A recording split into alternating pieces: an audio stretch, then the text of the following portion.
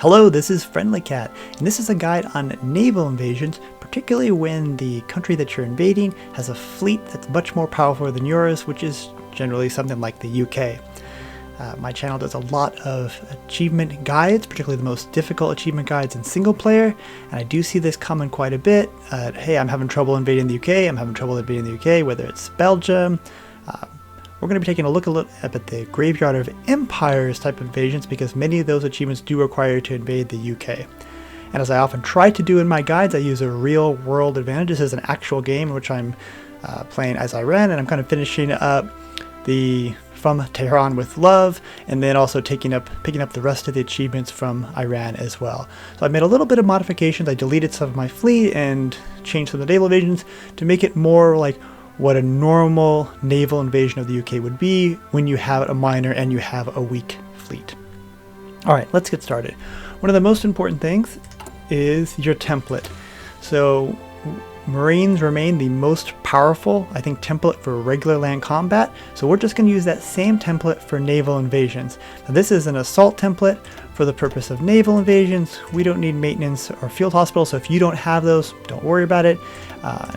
You could actually get rid of the line anti-air and just go to support anti-air.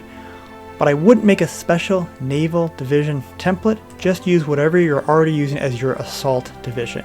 And medium tanks on the front, line artillery, and marine battalions. In a normal run, we don't often have enough tanks to go around to have all of the naval invading divisions look like this with those medium tanks. So then we would use something like this. Just sub out the medium tank with another Marine. Now, of course, sometimes we don't even have the Special Forces cap to have Marines, so in that case, we would have infantry. So some of our divisions would look like this with the medium tank, some might look like this without the medium tank if we don't have tanks, and the rest should look like assault infantry if possible. Again, whatever your normal assault infantry divisions are. If you don't use line anti-air, then don't make a special division with them. And sometimes you can't even fulfill those type of divisions, in which case, 18 with anti-air and artillery to help support the division. The invasion is really good, or even just something to help out on this side.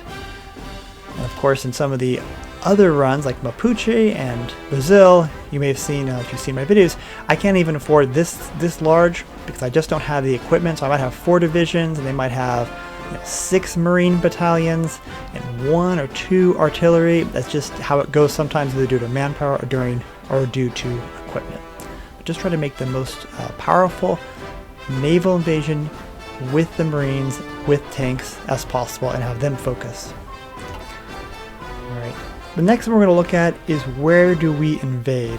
Now, this is again a real game example. This is exactly where I'm planning to invade. Now for this run, it's kind of late 1942, so I deleted some of the other invasions to make it look more realistic how it would look in an actual, if you only had a minor and it was like 1938 or 1939, 1940. So we want to land on a port and then next to the port. So it's generally going to be 2 on a port, 2 off the port, 2 on the port, 2 next to the port, 2 next to the port, 2 next to the port, and 2 on the port. And for the UK, Dover is a very sweet spot because you can land next to it and get the encirclement on Dover by landing right here. Portsmouth is not too bad. You can line next to it. At Ipswich, and then I'm not sure what country this is, the Greater London area, whatever that city is, you can land next to it. If you're very limited on naval divisions, focus on Dover, so your tanks would land here, and then other divisions here. And I'm trying to give strategies that will work no matter how things change over time. You may be watching this a year from now, and there may be different ports, different setups, but wherever you're landing, whether it's in Mexico for like a Mapuche run, or you're landing in Romania for some of our other runs, earlier runs with Iran, try to run on the port and next to the port. And generally I do 2 divisions on the port and 2 divisions off. In this run we have all Marines with tanks, but if I had limited Marines with tanks, which I normally do, then the tanks would actually want to land next to the run, and then I'd want to land with Marines without tanks on, because they actually do less damage. The ones that hit the port or take less damage are mainly just to hold those divisions in place, and the tanks that land next will attack in. But it doesn't really matter all that much as long as you're doing something like this for whatever your naval invasion is. In addition, you want to kind of spread your divisions out so that you don't have to worry about supply as much. Try not to have them all launch from the same port, or you'll get this kind of negative supply right here. Or I should say not full supply. And sometimes you just can't get full supply, but in this case, we're able to spread them out. The next part is probably the most important, maybe not the most important, I make this all seem really important, but this is really important. I think a lot of folks might miss this, is we want to press the green arrow. You can see right now, we don't have naval supremacy. I cannot launch. I will not launch. And you might be tempted to wait until you've got that naval supremacy before launching. I think it's a mistake. I'll just say it's suboptimal. Maybe not a mistake, but suboptimal. When we hit this green arrow, what it basically tells our generals every hour to query the Navy and say, hey, do we have naval supremacy? Do we have naval supremacy? We have naval supremacy every hour. And every hour, the naval admiral says, no, you don't. No, you don't. Ask again an hour. Ask again an hour. But eventually, the UK Navy, or whoever Navy you're invading, will move around, which we'll talk more in a little bit. They might just move for 1 hour. They might just move for 1 or 2 hours. So if you were planning to just leave this on red and every once in a while check back, you might say, I can never invade. I can never invade because it's always red. Well, it might be red, I don't know, 71 out of every 72 hours. Over a 3-day period, red 71 hours, so you'll never miss it, never pick it up. But maybe it's green at like 4 in the morning or 10 at night. So by pressing this attack, even when you don't have naval supremacy or superiority, it says try anyway. And as soon as that window, that 1 hour window opens, then off they launch. Now, the next thing we're going to do is, I think, pretty obvious. Maybe this is the easiest one. We want to have a surface fleet, and then we're going to put them on strike force in the channel. Now, in this run, I actually had captured a couple fleets, including France, but for the purpose of this guide, I've deleted everything except for my pride of the fleet.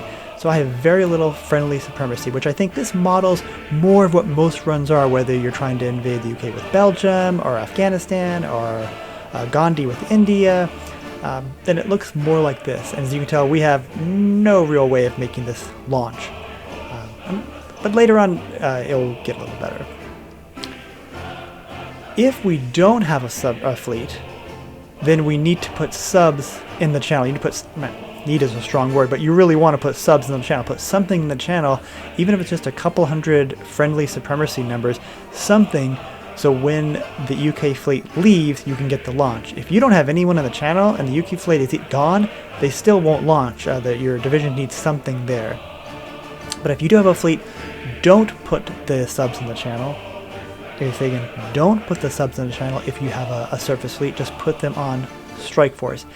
If you put them on strike force and you put subs in the channel and those subs engage a convoy, there's a reasonable chance your minuscule fleet, in this case it's a single battle cruiser, will cruise out into the English Channel, and if the UK has ships on strike force, they will destroy your surface fleet, and then that's kind of a mess. So just either a surface fleet on strike force with no subs on convoy rating, or if you don't have a surface fleet, then put subs on convoy rating.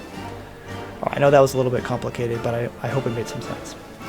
Alright, so far so good. But now we're in the real problem, right? How do we shake the UK fleet loose? They've got somewhere between like 8,000 enemy naval supremacy. How do I get them to leave? Because that's what we're looking to do. We want to somehow, not convince, we want the AI to move their fleet around. They've got ships probably on strike force, maybe here, I don't know, wherever else, maybe up here, maybe even really far away. Hard for me to port strike them out. So we want them to go someplace else. And we're going to do that with one of the most powerful units in the game. Subs. They're great at effectively land combat because they destroy enemy troops before they get to land, but they can also go after convoys and enemy ships and then shake them loose. In other words, cause an irritation for the UK, so when they see convoys getting raided and maybe they see some of their destroyers getting damaged, they're going to start moving their fleets around to adapt to where your convoy raiding is happening. Now in this run, I've got quite a bit of subs, and so you might say, well, in my run, I only had like 20 subs. So that's true. I didn't delete all my subs for this purpose, but if you only had 20 subs, you would still want to put them out on Convoy. Just put however many you have out there. I use Convoy, sub in fleets of 6 task forces with 4 subs each. I did a little bit of testing earlier. That seems to be the best. Generally, we want task forces of small numbers of subs, so smaller is better. But 4 is to me the minimum because sometimes they get sunk. You can see down here they're going to get sunk, and I want them to be able to get reinforced without having to micro and add more task force. If there's only 2 subs in the task force and they both get sunk, the task force is gone and you have to make a new task force, and I do enough micro. So 4 seems to be about right, and I use 6 because that seems to be good at spreading them out. Again, testing earlier didn't show that much of a difference between 6 or 8 or 10, but definitely larger number of subs in the fleet. So if I had one fleet of 20 subs, that seems to have a lesser effect, a significantly lesser effect than smaller subs, than fewer subs in the task force. So 6 task force, 4 subs each. I think most people kind of know this stuff, but I might as well add it. We want to have auto split off enabled, disable, and we want to actually enable an automatic reinforcement so that when we make new subs, then they go in the right place. This looks a little bit cursed because it hasn't updated that I do have steel, but so that as new subs are sent into the fleet, they can get reinforced. But we also want automatic split off, so if they get damaged, they could in theory run off to a port and get repaired. We want high repair priority. And for 1936 and earlier subs, we want engage at medium risk, and that seems to work pretty well for me. Once we get into 1940 subs and snorkel, then I generally go to either high or sometimes even go to always engage. When our sub tech gets really high, which I'll talk more in a little bit, we'll go to always engage, and they will just trash the enemy fleet. And I intentionally kind of run this run, even though it's 1942, I was very, very slow in researching my 1940 subs, which I think is great because it lets me show on this guide what it looks like with 1936 subs and less. Like these are sub 1s. Can sub 1s really shake the UK loose? Let's see. I can tell you for certainty, 1940 subs, give me 20 1940 subs, and not only will I shake the UK fleet loose, not only will I shake them out of the channel, we will sink them, we'll destroy them. So this is a great example of not needing that. But if we had 1940 subs, if we had snorkel, and we've got some of the other tech and things we need, then I don't care about shaking you loose. We'll go to always engage and just tear them up. But for this run and this guide, which I think is more similar to what most of us are seeing, you only have 1936 subs, or you've got sub 1s. So we will sit on medium, engage at medium risk. Now let's talk about sub tech. I already mentioned for this run I've done very poorly. We should have had 1940 subs in the middle of 1940. In other words, started in early 1940 or 1941 at the very least. But this is a From Tehran with Love achievement run, and my focus was on completing that achievement, and I wasn't as concerned about getting the subs out. But if you're running a minor and you know you need to invade the UK, you want to start 1940 subs again, I'd say early 1940, July 1940 at the latest, and then you want to pick up snorkels as well. If you can, pick up torpedoes. I think with Graveyard and Empires and a lot of the miners, we have a hard time doing this because we just don't have the tech. This is really expensive. You can see I even started it and then said whatever because I needed to move the research someplace else. And basic torpedo gives you nothing. You have to then burn 50 naval XP generally and pick up another 87 days, but this improves the submarine torpedo attack by 20%, or at least it says it does, and that's really good because it is global and in theory would affect all the subs. And then later on we can take another one for torpedo reveal chance. So these are really nice techs. I just very rarely can afford them, but if you happen to be able to do that, go for it. What I did do well on was Naval Doctrine, but that's not really that hard to do because I've got a lot of passive naval XP coming in. I was training fleets for most of the game, primarily to get the marine tech running for my assault divisions, and I'm going to call them assault divisions to make it clear that I'm not making special amphibious divisions. I'm just taking my Marines that I normally use for assault and then having them naval invade. And if you don't use Marines, if you use Mountaineers or just use infantry, just use those. I wouldn't make a special amphibious division.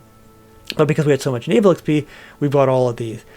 I think these are all working. I cannot easily test, but these do a lot of good, and they're going to help even sub 1s do a lot of damage to convoys and help shake the UK fleet loose. And I have not picked up the night fighting yet as far as naval command doctrines. I just don't think I've hit the 50 yet. I haven't been wasting the naval XP, so I would pick this up probably the next 20 or 50 days, depending on how the naval XP comes in. I prefer naval reform, but that doesn't necessarily affect the amphibious or the subs, but I just like the Navy experience grain, and none of the rest seem to do much to me. And I use Academy scholarships primarily because I want to be able to get more admirals, and I don't want to pay the command power. Maybe this is better if you really were, not you, if as a player, if we're really struggling, then I would pick up this instead for the +1 attack on level up and just have fewer admirals, I guess, or just put more of my command power into admirals. Speaking of like kind of being short on command power, what we also want to do is add traits to our admirals. This is another example, I'd say, of suboptimal play on my end. You know, I didn't research 1940 subs because I was working on something else, and I was spending my command power and other things as well. This admiral really should have all of his active traits as I get ready to invade the UK. At least one of my admirals, the main admiral, and every other admiral as well, if possible. But as you can tell, I'm just kind of short on command power, or you should say I use the command power in other things. So he's not even fully just powered up. He's got sub 2s in there, but he's not fully active trait. And this guy, he's still traveling en route 10 days, I'm moving things around. He doesn't have Seawolf, so he's not taking up anything. And I think my sub 3 guy, same thing. So if you're thinking, oh great, you're showing this in 1942 to show like a super optimized super fleet, I hope I'm showing you this is, I mean, it's a little larger than probably what most miners have, but it's not a super fleet. The last thing we'd like to do to help shake the fleet loose has to do with the military high command. So what we would want to do is get a submarine naval advisor. I think they're called admiral advisor. And we get that by taking the officer corps role and taking this. And if you hover over, you can see it says I need torpedo export. So on a lot of runs, I will spend the command power another 15 to pick up torpedo expert, and then I'll spend another, I think it's 5 to get the submarine specialist. And then down here it will show up, and I think I spend like 50 political power, and that gives a global plus submarine attack and defense. And because admirals level up pretty quickly, he's only at level 4 now, but eventually he'll get to 6 and a reasonable chance of getting to 8, and that helps tremendously. Actually not tremendously, it helps a great deal. I mean, this is just fantastic. I'm really happy to see that we made that happen. But this would be really cool. And hopefully he'll have a face. Poor Hoisenpoor, he doesn't have a face, but hopefully if we bring that submarine guy up, he would show up here and he would have his face. Oh, that's not so bad. Okay, let's do the moment of truth. Let's see. If you want to pause the video and try to figure out how long it will take before we can get this naval invasion off. In other words, how long will it take for this red to go green? 1 week? 1 month? 3 months? I don't know. And I will confess that before running this, I did do this at least twice to make sure that it would eventually happen. This would be really embarrassing if it never happened, but it can take months. But let's see how long it takes. We are at war with the UK, and let's let it go. And as you can tell, we still don't have a lot of naval supremacy. We're very low. Now, eventually we're going to have someone else come along and kind of join I think bring some other ships in there. Oh, now you can see momentarily the North Sea, actually we had naval supremacy. We don't actually have it at this moment that I'm showing it, but when I had speed 5 up, you saw it went green. I have green here because the UK fleet is not here, but I shook them out of here for like an hour or 2. So if I'd had naval invasions coming across here, they would have launched. They would have launched. You might say, oh, why didn't I do that, Friendly Cat? I thought you knew what you're doing. Well, most of the time, or a lot of time, we don't have this northern area. We only have across the channel, and I wanted to show really how to do it across the channel. But certainly, if in a lot of games, I'm struggling to get across the channel, then I'll move some ships, move some divisions up here, just 2 or 3, somebody, and we'll hit either Hull or we'll hit Newcastle. Actually, we'll hit all the way up here because they often aren't as defended. And then, you know, the more ships we have out, the better. And even though it's really crazy, I know it's crazy to me, that these subs only have 127 naval supremacy, this would still clear. This would give the divisions ability to make the launch. Okay, so we're back on speed 5. Let's see how things go. Oh, we're up to yellow. That's green. We're shaking. We're shaking. Come on. Oh, back to yellow. I'm feeling happy. We've got a little more friendly supremacy. I don't know. I'm not sure who's joined in. Oh, and that's it. That's it. That's the launch. I think that's the launch. Yep, that's the launch. Let's put it back on speed 4. So this took about 3 weeks. That's actually pretty fast. On my test, it took like 3 months one time. But that's it. Now, technically, the friendly supremacy is partially assisted by somebody else helping us out, but the enemy supremacy is only 488. So if I was in a tough spot, I could move subs in here. I could move other ships in here. But that's it. That's the launch. And I intentionally didn't focus on what's happening everywhere else. Everywhere else we're fighting. For the purpose of this guide, but also for the purpose of naval invading, I don't care what's happening everywhere else. I will add one more thing. UK is not technically, they're at war with Japan and China, and that does affect things a little bit, but they still are scripted to guard the channel. And if they weren't at war with the other countries, it might take another week, might take another month, but it eventually would go. And just for fun, we're going to let this launch. I'm intentionally not touching anything. You can see we're going to land there. And at least on this run, there wasn't a lot on the coast. And that's actually very unusual. It partially because from Tehran with Love, I took over the Allies and then I kicked them out, and they have troops all over the world and they're fighting different places. So that's a very unusual thing. But even if they were on the port, we would have comfortably landed and taken them out, no problem. All right, well, I hope that's helpful. If you have any questions or comments or ideas, please feel free to leave in the comments below. I hope you have a great day.